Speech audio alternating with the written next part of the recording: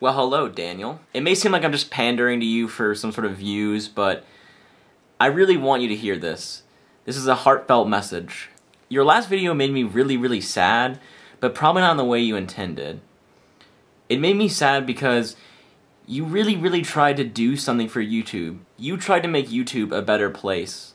And it upsets me the way that people have reacted to Dan 3.0 and how people expect you to have to explain things.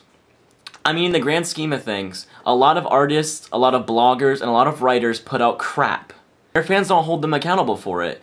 You just gave them the perfect medium to bitch. I have to be honest, I think Dan 3.0 was a failure. I think in the same way, Dan 3.0 was a complete success. We learned a lot about how community vlogging works, and we learned a lot about how the internet can make decisions for someone. We also learned how they can't. I just could not believe some of the comments I read on your last video.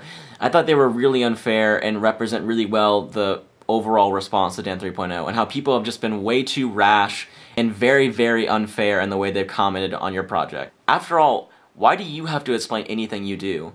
You're an artist. You can put out what you like, and if you put out crap, your fans are allowed to say as they wish, but they don't have to make you feel terrible for it. Hey, you didn't try to sell us shit.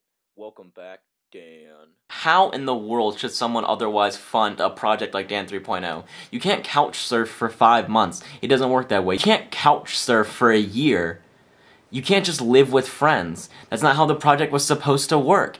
When you quit school to become a vlogger, yeah, that's a big decision. But it was actually pretty smart to have a way to fund your project. I think that was really smart. I would honestly say that dropping school for vlogging wasn't the best decision, and that if you have the chance, please go back. I love you.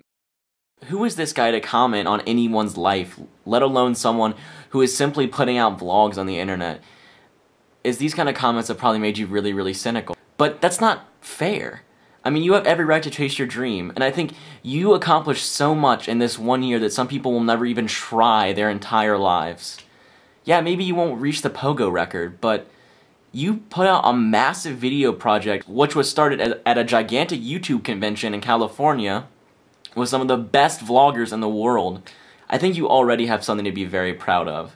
And I guess I'm a huge hypocrite for commenting on your personal life. But I have to say, I was very pissed off at people's reactions, and I think you deserve a real response. Dan, keep up the good work. You're an awesome guy. And don't let the world bring you down. Dan, YouTube can be a personal experience. It can be magical and fun. Just don't let this one mistake bring you down for the rest of your life. Because I certainly haven't lost any respect for you. Keep up the good work, Dan.